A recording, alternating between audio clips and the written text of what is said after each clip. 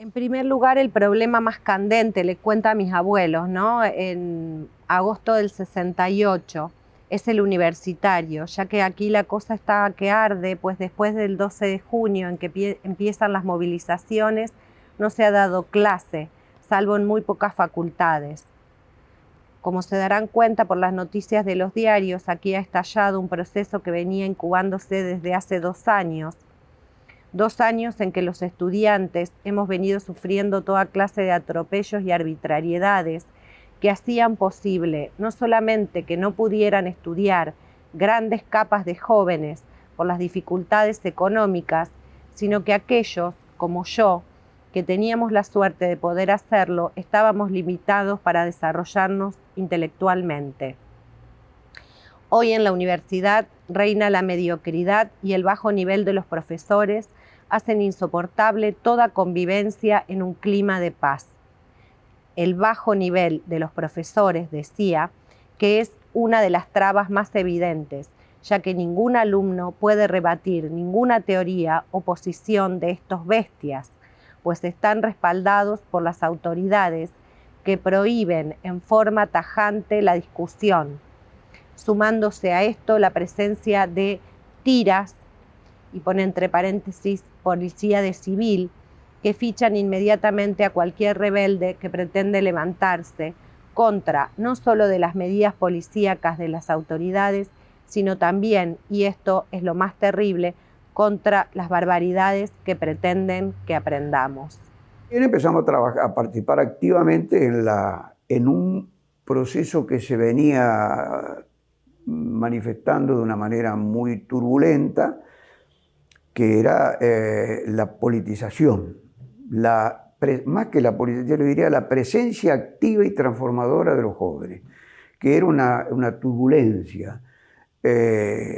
Nosotros mucho no entendíamos, llegó el momento del Cordobazo, por ejemplo, y bueno, hubo no sé quién planteó dentro de una de las cátedras, yo creo que estaba ayudante de cátedra en ese momento, suspender las clases, pero ese era el nivel de comprensión. Pero había una turbulencia y bueno, nosotros entramos como arquitectura, pasamos a ser un poco muy activos en todos los procesos de lucha de la católica. Y bueno, y ahí la Facultad de Arquitectura estaba viviendo un proceso, o vivió un proceso muy, muy particular, porque todo se ponía en cuestión, todo se discutía. Había en la gente, tanto en el claustro docente como en los alumnos, ese saber de que estábamos pasando un mal momento como país, que los argentinos podíamos tener un país diferente y que teníamos que esforzarnos por conseguirlo, de alguna forma, que un país diferente, un país con más justicia, con más equidad era posible, y desde todos los ángulos, de alguna manera, eso tenía a casi la totalidad de la Facultad de Arquitectura. Por lo tanto, allí se militaba desde todas las vertientes, pero fundamentalmente vertientes todas del campo popular. Había muy pocas vertientes de derecha o retrógradas o demasiado tradicionalistas. Era gente que estaba de alguna manera comprometida con el querer cambiar el país en el que vivíamos y absolutamente convencido de que era posible, Y eso tenía la arquitectura, tenía el quehacer dentro de la facultad, atravesaba todo. Por lo tanto, por ejemplo, yo recuerdo, los docentes comenzaban el año sacándote a la calle, los docentes de arquitectura te sacaban a la calle y decían, bueno, caminen en la ciudad, caminen en tal barrio, traten de entenderlo al barrio, traten de entenderlo en el contexto histórico en que nació, cómo creció, cómo se encuentra ahora, y propongan. Entonces empezamos a desarrollar, o sea, se desarrollaba una mirada crítica. Y esa mirada crítica luego se convirtió en militancia, porque o estaban quienes ya venían militando desde las organizaciones de las cuales formaban parte, o quienes desde la misma arquitectura asumieron que había cosas por hacer desde la arquitectura para ayudar a a una Argentina mejor, o inclusive más, una patria grande mejor, ¿no? Ya se hablaba de Latinoamérica, etcétera, etcétera. En esos procesos establecimos alguna relación, que yo la verdad que no sé bien cómo arrancó, con barrios de Santa Fe, con Barranquita Oeste, porque Barranquita Oeste era una villa. Es necesario diferenciar lo que era una villa de emergencia, lo que eran la población villera, de lo que es hoy un excluido. Sociológicamente no tienen demasiado que ver. En ese momento todo el cinturón oeste de Santa Fe había zonas urbanizadas, Villa del Parque, Santa Rosa, toda la parte más al sur, pero esta otra zona era terrenos fiscales y zonas inundables, y además se había hecho el trazado de la circunvalación y a ambos lados una zona de espacios verdes, con lo cual había que despejar totalmente el barrio. Esto motivó un proceso de lucha. Ahí fue donde nosotros nos acoplamos con el barrio, con la vecinal, y empezamos a trabajar sobre el gran objetivo del barrio, que era la urbanización, el loteo del barrio.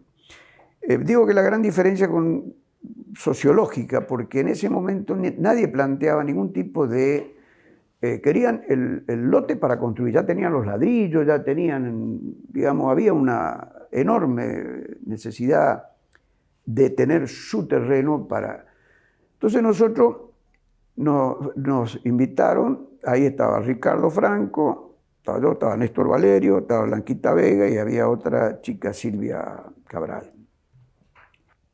Entonces nosotros, cada uno tenía que tener el derecho de tener la casa que quisiera. Entonces nosotros venían y sobre esos papelitos que nos traían armábamos los planos. Armábamos, no sé, una enorme cantidad de planos.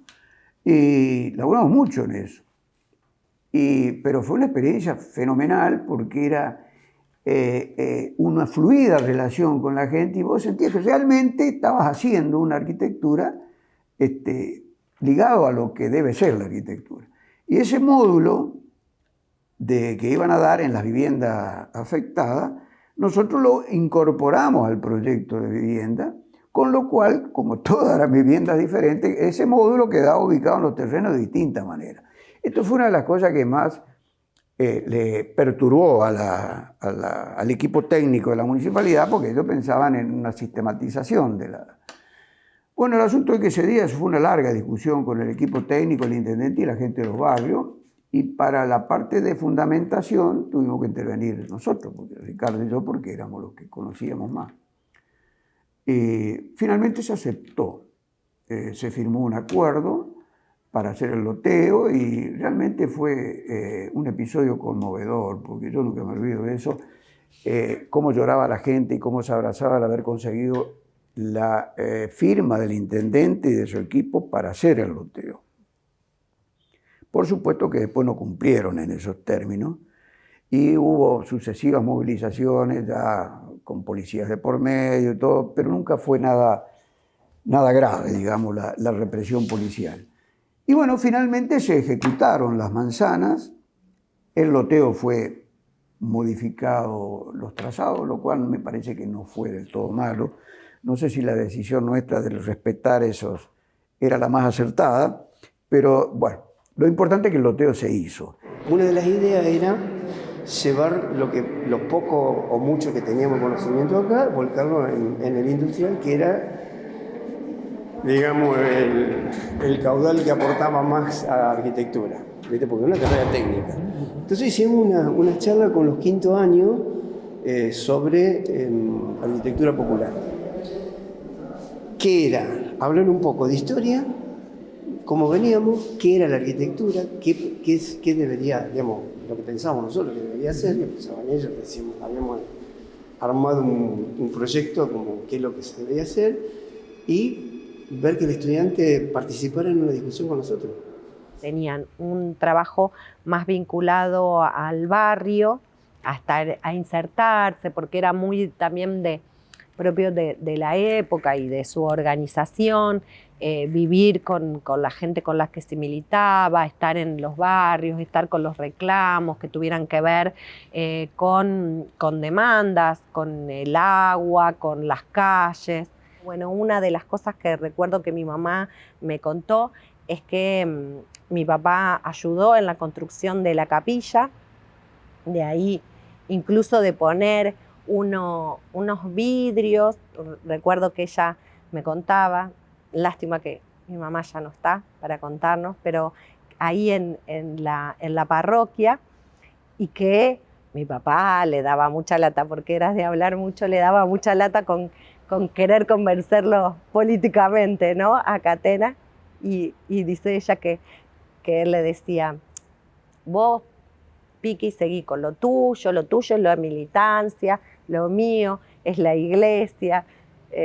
Bueno, eso. Y de hecho mi hermana más chica, Manuela, fue bautizada ahí en Villa del Parque por el cura Catena.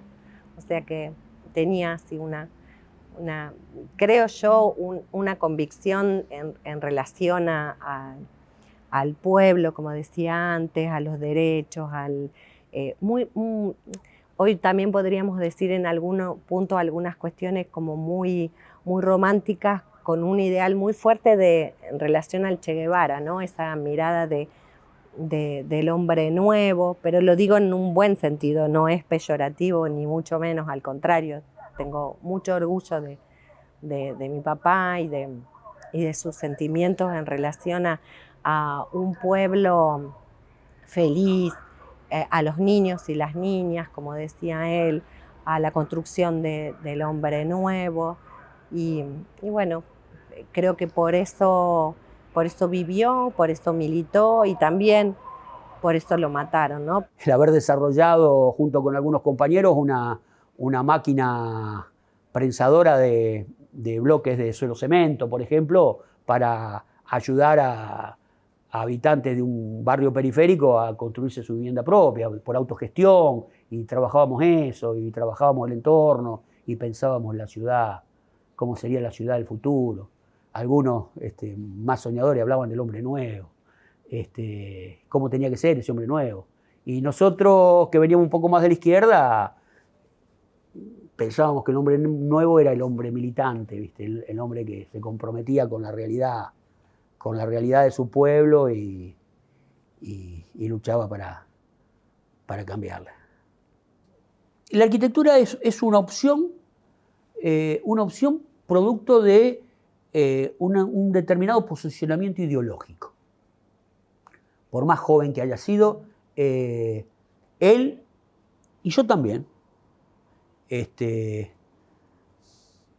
estábamos muy vinculados con lo social. Nuestros primeros pasos, y los de él mientras yo estuve en Rosario, fueron recorriendo los barrios. Él era muy amigo de Osvaldo Catena, por ejemplo. Y Osvaldo Catena le abría la puerta, y Osvaldo Catena era cura y daba misa, y mi hermano Topi se cagaba de gusto yendo a las misas de Catena, no porque tuviera fe, sino por lo que significaba esa construcción social que se estaba haciendo allí. Y lo mismo conoció Alto Verde, conoció lo que era La Lona en aquel momento, después se llamó Amante Melgarejo. Caminó los barrios. Y esos barrios te abren las inquietudes para querer pensar los espacios de una manera diferente, la ciudad de una manera diferente, el barrio de una manera diferente, las relaciones humanas de una manera diferente. Militancia fue más que nada de formación, porque era muy joven, ¿viste? Formación, lo que te conté acá en Santa Fe. Después en Rosario, militancia estudiantil, fundamentalmente estudiantil, pero de fuerte contenido teórico, ¿viste? O sea, si tenía una característica era que, loco, si no estudiaba no podía militar ahí, ¿viste? Había que estudiar para poder discutir. Nosotros traíamos la herencia de la formación de mis viejos, que mis viejos habían sido militantes socialdemócratas y de alguna forma nos habían inculcado lo de luchar por un mundo mejor, un mundo más equitativo, más igual, con menos injusticia, con un mejor reparto. Es difícil por ahí decir por qué uno milita, por qué hay personas que les interesa la militancia y otras que no. Me parece y creo, y es lo que siento, y lo que siento cuando viví cerca de él, con él, cuando conversé con mi mamá y con un montón de cartas también que tengo para ir reconstruyendo. Creo que él creía en un pueblo movilizado y organizado, en construir una sociedad más justa para todos y todas, en construir un país que pudiera darle de comer a todo el mundo. Creo que es parte de las consignas que nosotros como hijos decimos, ¿no? Ellos lucharon por un país para todos y se lo llevaron por un país para pocos. Nosotros no éramos una generación temerosa. Esa es la gran diferencia que hay hoy. Temerosa no en el sentido del miedo. O sea, para nosotros no había nada imposible. ¿Se entiende lo que te digo? ¿Por qué? Porque si vos mirabas esa historia hasta los años 70, el triunfo de la Unión Soviética en la Segunda Guerra Mundial, el triunfo de la Revolución China, el triunfo de la Revolución Cubana, el triunfo de los movimientos colonialistas en África, todas las experiencias, a pesar de que fue una mala influencia, pero de todas las influencias guerrilleras que había habido desde México para abajo, el socialismo estaba en ofensiva. Sí, hay un contexto social, político e ideológico que te ayuda a producir un hecho heroico. Pero no es el peso de la conciencia de lo que vos tenés en el cerebro, es el peso de una organización de muchos hombres trabajando, hombres y mujeres trabajando juntos por un objetivo. Introducción a la militancia, o sea, la explicación del porqué, que es racional, pero que no era yo el actor, sino que era todo un conjunto. Exactamente. O sea, hubo una época en que, digamos, la política era el centro de las reuniones de mucha gente, muchos estudiantes, la mayoría. Entonces yo te digo cómo fue creciendo el compromiso político. Entonces lo del Che fue, bueno, loco, hasta ahora fue en joda, esto tiene que ser en serio.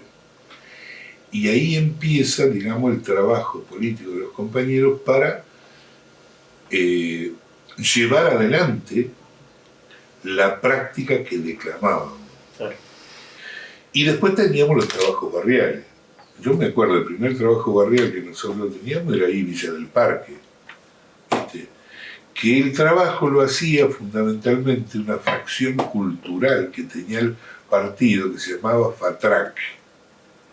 ¿Viste? Que eran todos los vagos que tenían inclinación por el teatro, por el cine, por la música. Los compañeros realmente querían cambiar el sistema. Lo más positivo que hubo en esa época, que el que participaba, el que militaba, el que hacía, lo hacía con una convicción. Bruce era más barrero, él estaba ahí en la represión concreta, en la tortura concreta, indignando. Un día me fue a ver a mí a Rawson y como no me podía abrir una causa, era tal la indignación que tenía que saltaba contra una ventana, estaba hasta desequilibrado. Yo lo miraba y decía, ¿te imaginas que me podía impresionar un tipo? Después llevábamos, no sé, como 5 o 6 años, no sé cuánto había fondeado. Y un desequilibrado. Es un tipo que evidentemente hizo lo que hizo y no lo ordenó mentalmente. Podía haber caído yo. Le había empezado a desaparecer el curso, ¿no? A desaparecer el curso, es decir, todos los días faltaban 3 menos,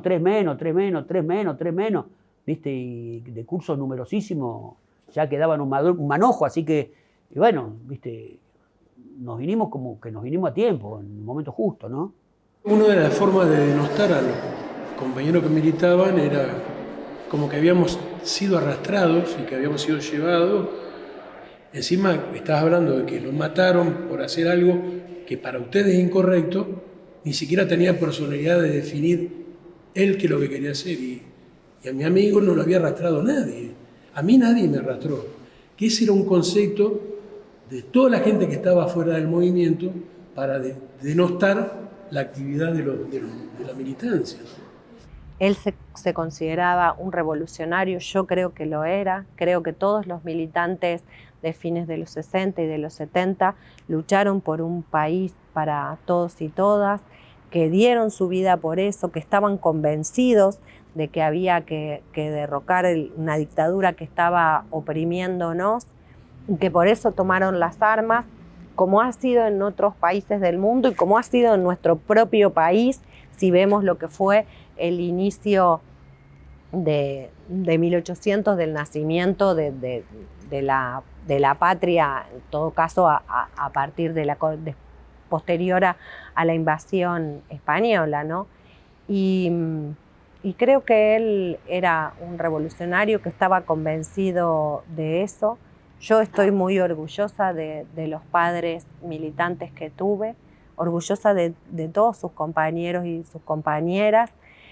No lo considero, porque él no creía que era una víctima en el sentido del momento político en el que él decidió militar. Sí creo que hoy en los juicios nosotros hablamos de las víctimas del terrorismo de Estado en función de lo que conocemos que sucedió en la dictadura, no cuando ellos militaban, sino lo que hizo posteriormente la dictadura, que produjo un golpe, que armó un aparato represivo paraestatal, clandestino, de persecución de militantes, que esos militantes que no podían hacerlo porque estaban en dictadura, que esos militantes los secuestraban, los torturaban, los desaparecían o los asesinaban, como en el caso de mi papá, y también los desaparecían, o los metían en cárceles, como en el caso de mi mamá, que tuvo una causa que fue absuelta y sin embargo le aplicaron el PEN, que se llamaba el estar a disposición del Poder Ejecutivo Nacional, o sea, estar detenida y sin causa. Eso los convierte en esas víctimas del terrorismo, que no significa ser víctima ni por lo que pensaban, ni por sus ideas, y menos aún, porque es una frase que no tolero, es decir que eran idiotas útiles. Ni mi papá, ni sus compañeros, ni sus compañeras fueron idiotas útiles. Fueron militantes convencidos de sus ideas y de una transformación que querían lograrla. Que seguramente si hubieran podido, si hubieran llegado a lograr esa transformación, no estaríamos haciendo otros análisis. Pero la realidad es que con todo el dolor por todos los que no están, nosotros tenemos que reivindicar su lucha. Y como dije en el juicio, a los genocidas no le pido nada, pero a la justicia que continúen las investigaciones, porque lo que más quisiera es que pudiéramos traerlo de vuelta.